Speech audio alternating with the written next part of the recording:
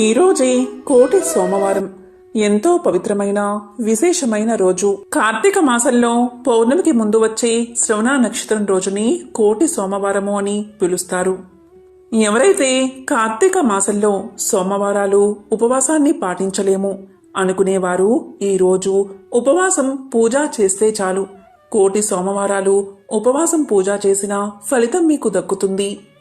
మరి ఎంతో పవిత్రమైన విశేషమైన ఈ రోజు ఈ కథలను విన్నా, చదివినా, చెప్పినా, వినిపించినా ఆ శివకేశవుల అనుగ్రహం మీకు దక్కుతుంది. మరి ఈ రోజు తప్పకుండా వినాల్సిన కథ ఏంటి అంటే అదే సుదర్శన చక్రం కథ.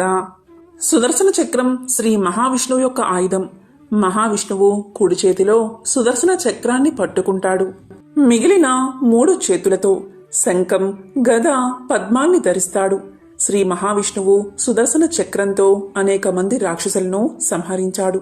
సుదర్శన చక్రం తేజస్సుకి చిహ్నం. శ్రీరంగం మొదలైన క్షేత్రాలలో సుదర్శన చక్రానికి ప్రత్యేకంగా ఆలయాలు ఉన్నాయి. తిరుమల బ్రహ్మోత్సవాలలో చివరి రోజున స్వామి పుష్కరిణిలో చక్ర స్నానం జరుగుతుంది. సుదర్శన చక్రం వృత్తాంతం వివిధ పురాణాల్లో చెప్పబడి ఉంది. అలాగే శివ పురాణంలో కూడా సుదర్శన చక్రం యొక్క ప్రస్తావన ఉంది. ఒకసారి భూమిపై రాక్షసుల దౌర్జన్యం బాగా పెరిగి రాక్షసులు స్వర్గానికి చేరుకుని దేవతలను ఇబ్బందులు పెట్టడం మొదలుపెట్టారు. దేవతలను ఎన్నో బాధలు పెట్టారు. అప్పుడు దేవతలంతా భయపడి శ్రీ మహావిష్ణువు వద్దకు వెళ్లి శరణు కోరుకున్నారు. రాక్షసులను ఓడించడానికి దివ్యమైన ఆయుధంతో రాక్షసులను సంహరించమని వేడుకున్నారు. దీంతో మహావిష్ణువు కైలాసానికి వెళ్లి దివ్యశక్తి ఆయుధం కోసం శివుణ్ణి పూజించడం మొదలుపెట్టాడు. ఎందుకు అంటే ఆ సమయంలో శివుడు యోగ తపస్సులో ఉంటాడు. ఖచ్చితంగా ఈ కోటి సోమవారం రోజే విష్ణువు శివుణ్ణి పూజించడానికి 1,00,000 తామర పువ్వులు సమర్పించాలి అనుకుంటాడు. ఈ విధంగా విష్ణువు 1,00,000 తామర పువ్వులను సేకరించి ఆ తామర పువ్వులతో శివలింగాన్ని అర్చించడం మొదలు పెడతాడు. విష్ణువు యొక్క నియమ నిష్టలకు భక్తికి మెచ్చిన శివుడు విష్ణుమూర్తిని పరీక్షించడం కోసం ఒక తామర పువ్వును దాచిపెడతాడు.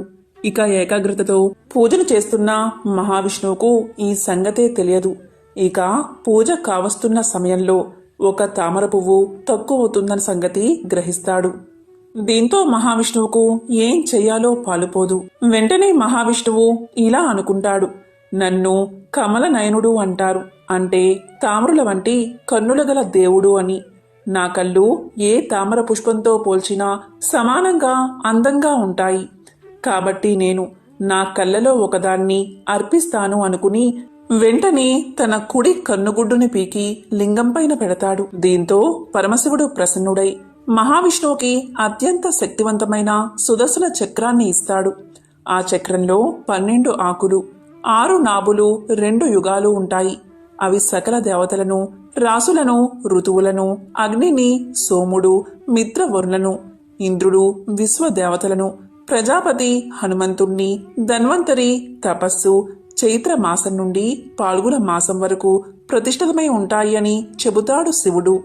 ఇదంతా విన్నా శ్రీ మహావిష్ణువు ఇలా పలుకుతాడు, మహాశివ, ఈ సుదర్శన చక్రం యొక్క శక్తిని నీ మీదనే ప్రయోగం చెయ్యాలి అని ఉన్నది అని పలకగానే శివుడు అంగీకరిస్తాడు. పరమశక్తివంతమైన ఆ సుదర్శన చక్రాన్ని విష్ణువు విడిచిపెడతాడు. వెంటనే ఆ సుదర్శన చక్రం శివుడిని విశ్వేశుడు, యజ్ఞేశుడు, యజ్ఞయాజకుడు అనే 3 భాగాలుగా ఖండిస్తుంది. ఈ విధంగా ఖండించబడిన శివుణ్ణి చూసి విష్ణువు ఖిన్నుడవుతాడు. అప్పుడు శివుడు కనిపించి సుదర్శన చక్రం తన పాకృత వికృత రూపాలను ఖండించింది, కానీ తన స్వభావమైన తత్వాన్ని ఏమీ చేయలేకపోయిందని ఆ సుదర్శన చక్రాన్ని తీసుకుని రాక్షసులను ఖండించమని చెబుతాడు. అలా ఖండించబడిన శివుడి 3 ఖండాలు హిరణ్యాక్ష, సువర్ణాక్ష, విరూపాక్షులుగా పూజించబడతాయని శివుడు వరాన్ని ఇస్తాడు. సుదర్శన చక్రం అత్యంత శక్తివంతమైన ఆయుధం. దారిలో వచ్చిన దేనినైనా సంహరించే శక్తి కలిగిన దివ్య చక్రం. ఇది చాలా పవిత్రమైన ఆయుధం. ఇది గిరగిరా తిరుగుతూ విష్ణువు యొక్క కుడి చూపుడు వేలుపై కూర్చుని ఉంటుంది. ఇది అపారమైన శక్తులను కలిగి ఉంటుంది. ఒక్కసారి వేలు విడిచి శత్రువులను వెంబడించడం మొదలు పెడితే ఆ పని పూర్తయ్యే వరకు తిరిగి రాదు. ఈ శక్తివంతమైన ఆయుధం నుంచి తప్పించుకోవడానికి ఏకైక మార్గం దానికి లొంగిపోవడమే, అంటే విష్ణువుకి శరణాగతి కావడమే. శిశుపాలుడు రాజ్యసభలో తనను నిష్కారణంగా నిందిస్తుంటే 100 అపరాధాలు దాటేదాకా వేచి ఉన్న శ్రీకృష్ణుడు తన సుదర్శనాన్ని ప్రయోగించి అక్కడికక్కడే అతగాడి శిరస్సు ఖండించాడని సభాపర్వంలో కనిపిస్తుంది. భాగవత పురాణంలో కరిని మకరి నుంచి రక్షించి గజేంద్ర మోక్షం కలిగించడానికి హరివాడిన ఆయుధం సుదర్శనమే. భాగవతంలోని అంబరీషుని వృత్తాంతంలో దూర్వాసుడికి బుద్ధి చెప్పి అంబరీషుణ్ణి రక్షించేందుకే శ్రీహరి పంపిన చక్రం ఎంత మహత్తర ప్రభావంతో విఘ్నతతో ప్రవర్తించిందో గమనిస్తే అది సాక్షాత్తు నారాయణ రూపమే అని మనకు తెలుస్తుంది. శివ బ్రహ్మాదులైన ఏ దేవతలు ఆ చక్రాన్ని నివారించలేకపోయారు. అప్పుడు అంబరీషుడు సుదర్శన చక్రాన్ని స్తోత్రం చేసి దూర్వాస మహాముణ్ణి కాపాడాడు.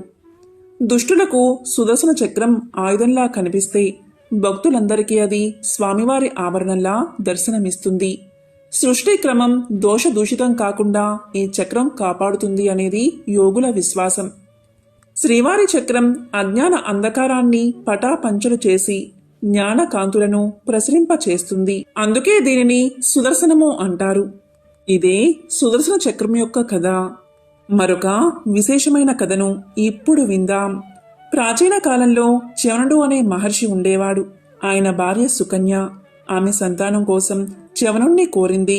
ఫలితంగా సుకన్య గర్భాన్ని దాల్చింది. 9 మాసాలు నిండగానే ఒక కుమారుణ్ణి కన్నది. అతని పేరే దదీచి. ఆయన నిత్యము కూడా సరస్వతీ నదీ తీరాన తపస్సమాధిలో ఉండేవాడు. ఆయన దేహం తేజోమయమైనది. సరస్వతీ నది ఆయన రూపానికి సమ్మోహితమైనది. ఒకసారి దదీచి మహర్షి తీవ్రమైన తపస్సు చేయడం మొదలుపెట్టాడు. ఆ తపశ్శక్తికి లోకాలన్నీ అల్లకల్లోలం అయిపోయాయి.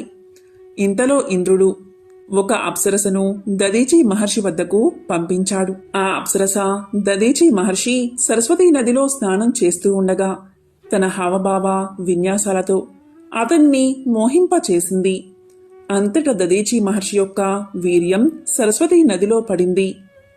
ఆ వీర్యాన్ని సరస్వతీ నది స్త్రీ రూపాన్ని దాల్చి తనలో కలుపుకుంది. వెంటనే ఆమె గర్భాన్ని దాల్చింది. ఇవేవీ తెలియని దదీచి మహర్షి స్నానాన్ని ఆచరించి తన ఆశ్రమానికి వెళ్లిపోయాడు. కొంతకాలానికి సరస్వతీ నది ఒక పుత్రుణ్ణి కని అతన్ని దదీచి మహర్షి దగ్గరకు తీసుకువచ్చి ఇలా పలికింది. ఓ మహర్షి, ఇతను నీ కుమారుడే, కాబట్టి స్వీకరించు అని కోరింది. దీంతో దదీచి మహర్షి జరిగిందంతా తెలుసుకుని ఆ కుమారుణ్ణి తీసుకుని సారస్వతుడు అనే పేరు పెట్టి మళ్లీ సరస్వతికే ఇచ్చి పెంచమని చెప్పాడు. అంతేకాదు ఇలా అన్నాడు, ఇతను భవిష్యత్తులో రాగల క్షేమం నుండి మహాములను కాపాడతాడు అని చెప్పి తన కుమారుణ్ణి సరస్వతీ నదికి ఇచ్చి పెంచమని పంపాడు. ఇక సరస్వతీ నది ఆ కుమారుణ్ణి పెంచి పెద్దవాణ్ణి చేసింది. ఇక సారస్వతుడు కరువు కాలంలో ఋషులకు ఏ కష్టం లేకుండా చేశాడు. దదీచి మహర్షి యొక్క గొప్పతనం విన్న ఇంద్రుడు ఆ మహర్షికి కొన్ని శాస్త్రాలు ఉపదేశించి వాటిని ఎవరికీ ఉపదేశించవద్దని, ఎవరికైనా ఉపదేశిస్తే అతని తల ముక్కలవుతుందని పలికి అంతర్ధానమయ్యాడు. ఈ విషయం తెలిసిన అశ్విని దేవతలు దదీచి మహర్షి వద్దకు వచ్చి ఇంద్రుడు ఉపదేశించిన శాస్త్రాలను తమకు చెప్పమని కోరారు. కాని దదీచి అందుకు అంగీకరించలేదు. కాని అశ్విని దేవతలు మహర్షితో ఇలా పలికారు, మహర్షి, మీకు ఎలాంటి ఆపద కలగదు. దేవహితార్థం మీరు తప్పకుండా మాకు వాటిని ఉపదేశించాలి అని కోరారు. దాంతో దేవతల శ్రేయస్సుకై దదీచి మహర్షి అంగీకరించాడు. దీంతో అశ్విని దేవతలు మహర్షికి గుర్రం తలను అతికించి శాస్త్రాలను తెలుసుకున్నారు. ఈ విషయం ఇంద్రుడికి తెలిసింది. వెంటనే ఇంద్రుడు అక్కడ ప్రత్యక్షమై దదీచి మహర్షి యొక్క శిరస్సును నరికి వెళ్లిపోయాడు. దీంతో అశ్విని కుమారులు తాము భద్రంగా దాచిన దదీచి తలను తెచ్చి మరలా అతికిస్తారు.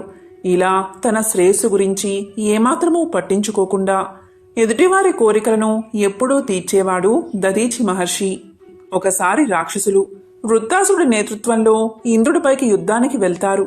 దేవతల దగ్గర ఉన్న అస్త్రశస్త్రాలను దోచుకోవాలని వారి ఉద్దేశం.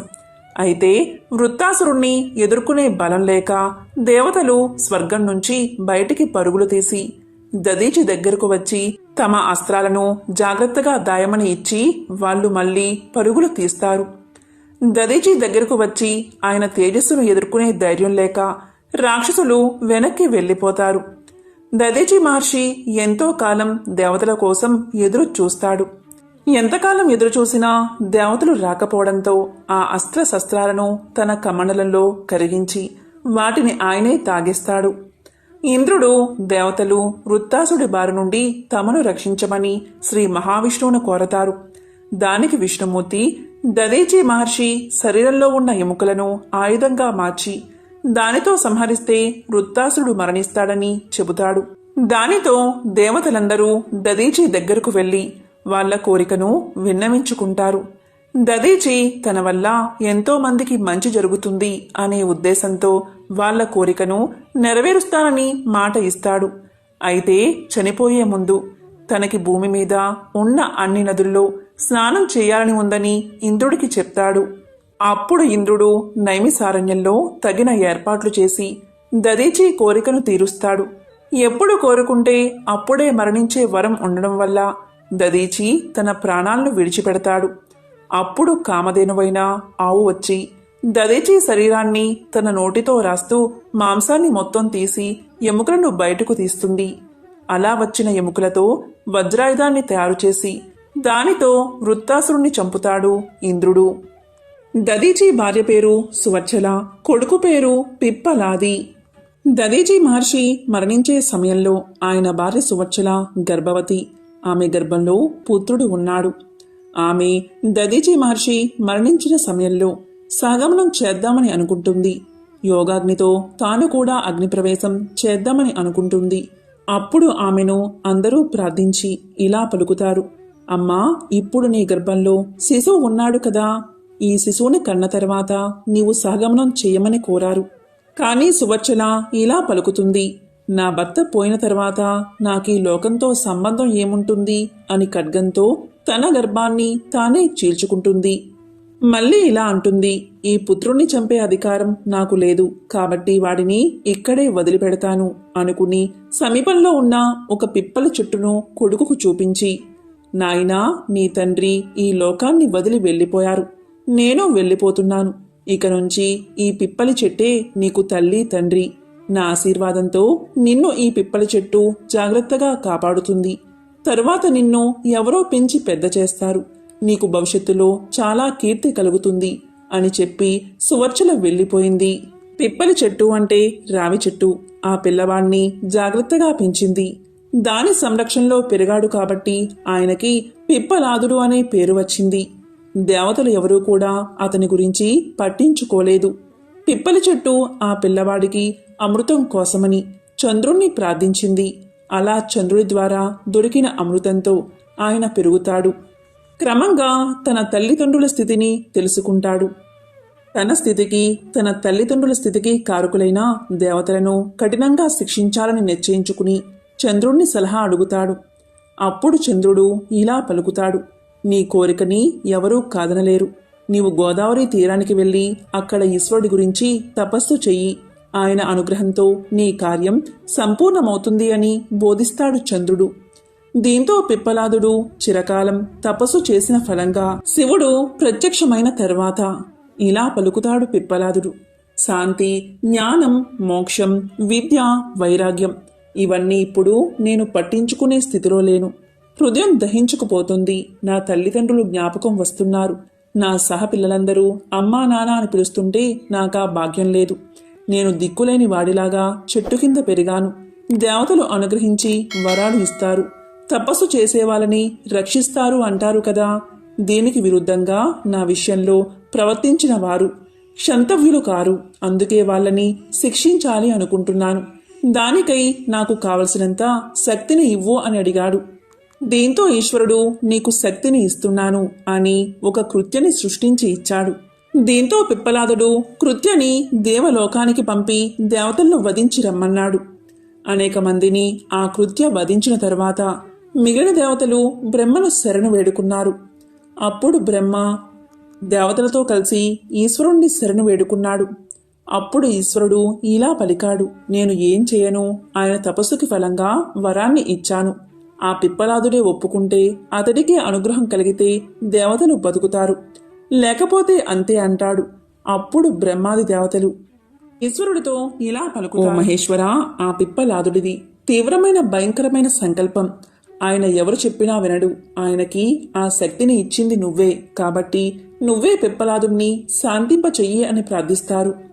దాంతో ఈశ్వరుడు బ్రహ్మను ఇతర దేవతల్ని తీసుకుని పిప్పలాదుడి దగ్గరకు వెళ్లి ఇలా అంటాడు, నాయనా, ఈ పాటికి నీ ఆగ్రహం చల్లారి ఉండవచ్చు. నీ శక్తి సామర్థ్యాలు లోకానికి రుజువయ్యాయి. దేవతలు అందరినీ కూడా నీవు చంపగలవు. కొంతమందిని వధించావు, మిగిలిన వాళ్ళు నన్ను శరణు కోరుతున్నారు. వాళ్ళని వధించగలిగే శక్తి కలిగి కూడా క్షమించి వదిలిపెడితే నీకు కీర్తి లభిస్తుంది అంటాడు. సాక్షాత్తు పరమశివుడే వచ్చి చెబుతున్నాడని పిప్పలాదుడు సంతోషించి, మహాప్రభు, నన్ను అనుగ్రహించి నేను కోరిన వరాన్ని ఇచ్చావు. నాయందు వాత్సల్యంతో ఇప్పుడు హితబోధ చేస్తున్నావు. నీ మాట ఎలా అతిక్రమిస్తాను? నా క్రోధం చల్లారింది. మిగిలిన దేవతలు అందరూ బతికే ఉంటారు అంటాడు. అప్పుడు శివుడు పిప్పలాదుడికి మరొక వరాన్ని అనుగ్రహిస్తాడు. నీ క్షమకి, కారుణ్యానికి నేను సంతోషించా. నీ తల్లిదండ్రుల్ని చూడలేకపోయావనే కదా నువ్వు దుఃఖపడేది. ఆ దుఃఖం నీకు ఉండదు. నువ్వు అనుకున్న సమయంలో పితృలోకానికి వెళ్లి నీ తల్లిదండ్రులను దర్శనం చేసుకునిరా. వాళ్లతో సంభాషణ కూడా చేయవచ్చు. నీకు వాళ్ళ దర్శనం దొరకగాని నీ దుఃఖం పోతుంది అని చెప్పాడు. అప్పుడు పిప్పలాదుడు పితృలోకానికి వెళ్లి తల్లిదండ్రులను దర్శనం చేసుకున్నాడు. వారి శరీరాలు పోయాయి కాని వారు క్షేమంగాని ఆరోగ్యంగాని దివ్య శరీరాలతో ఉన్నారు అని శాంతపడ్డాడు. మళ్లీ భూలోకానికి వచ్చి తపస్సు చేసుకున్నాడు. ఆయనకి బ్రహ్మజ్ఞానం కలిగింది. శివుడి అనుగ్రహాన్ని పొంది పిప్పలాదుడు మహా తపస్వి అయ్యాడు. ఈరోజు ఏం చేయాలి అంటే పూజను ఏ విధంగా ఆచరించాలి అంటే, కోటి సోమవారం రోజు తెల్లవారుజామునే లేచి స్నానాదులు ముగించుకుని ఉసిరి చెట్టు దగ్గర దీపం పెట్టాలి. ఒకవేళ ఉసిరి చెట్టు లేకపోతే ఉసిరి కొమ్మ తెచ్చుకుని తులసి కోటలో పెట్టుకుని దీపాన్ని వెలిగించాలి. ఈరోజు విశేషంగా ఉసిరికాయ దీపాలు పెడతారు. ఉసిరికాయలను తొలిచి ఆవు నేతిలో ముంచిన వత్తులను దానిమీద పెట్టి దీపాలు వెలిగిస్తారు. తెల్లవారుజాముకు ముందు వెలిగించే దీపాలు సాక్షాత్తు శ్రీ మహావిష్ణువుకు చెందుతాయని, శ్రీ మహావిష్ణువు స్వీకరిస్తాడని శాస్త్రాలు చెబుతున్నాయి. ఈ విధంగా తులసి చెట్టు దగ్గర ఉసిరికొమ్మను ఉంచి ఉసిరి దీపాలు కాని, లేదా ఆవు నెయ్యి దీపాలు కాని, లేదా నువ్వుల్లోనే దీపాలు కాని వెలిగించడం వల్ల సాక్షాత్తు వెంకటేశ్వర స్వామి, అలాగే శ్రీ మహావిష్ణువు ఆ దీపాలను స్వీకరిస్తారని చెప్తారు. అలాగే ఈరోజు తప్పనిసరిగా దేవాలయానికి వెళ్లి ఈశ్వర అభిషేకాలు చేయించుకోవాలి. అదేవిధంగా ఈశ్వర పూజ, దీపారాధన చేసుకోవాలి. అది మొత్తము కూడా ఈశ్వరుడికి చెందుతుంది. ఈ కోటి సోమవారం రోజు విశేషంగా సాయంత్రం పూజ చేస్తారు. మహావిష్ణువుకు వెంకటేశ్వర స్వామికి సాయంత్రం పూజ చేస్తారు. సాయంత్రం మహావిష్ణువును తులసి దళాలతో పూజిస్తారు. తులసిమాలను సమర్పిస్తారు. మీకు తులసి దళాలు అందుబాటులో లేకపోతే ఒక్క తులసి దళాన్నైనా సమర్పించండి. అలాగే సుగంధ ద్రవ్యాలతో స్వామిని పూజించండి. కనీసం వెంకటేశ్వరుడికి కర్పూరాన్నన్నా నివేదించండి. అదేవిధంగా వెంకటేశ్వరుడికి నైవేద్యంగా యాలకుల్ని సమర్పించండి. యాలకులు, పంచదార కలిపిన ప్రసాదాన్ని ఈ కోటి సోమవారం రోజున వెంకటేశ్వర స్వామికి ప్రసాదంగా సమర్పిస్తే చాలు. ఆ స్వామి కరుణించి మీ బాధలు తొలగిస్తాడు. ఈరోజు ప్రత్యేకంగా వెంకటేశ్వరుడికి ఆవు నెయ్యితో దీపాన్ని వెలిగించండి. చాలామంది ఉసిరి దీపాలు లేదా పిండి దీపాలు ఈ రోజున వెలిగించుకుంటారు. ఈ కోటి సోమవారం రోజున మీకు తోచింది పంచి పెట్టండి. ఈరోజు వీలైతే ఉపవాసం చేయండి. ఈరోజు ఉపవాసం చేస్తే చాలు, కోటి సోమవారాలు ఉపవాసం చేసిన ఫలితం మీకు దక్కుతుంది. ఈరోజు మీకు వీలైతే దానంగా పసుపు, కుంకుమ, పళ్ళు, తాంబూలం ఏదైనా సరే దానంగా ఇస్తే చాలు. విశేష పుణ్య ఫలితం మీకు దక్కుతుంది. మామూలు రోజుల్లో కంటే ఈ రోజు చేసే ఏ కార్యమైనా కోటి సోమవారాల ఫలితాన్ని ఇస్తుంది.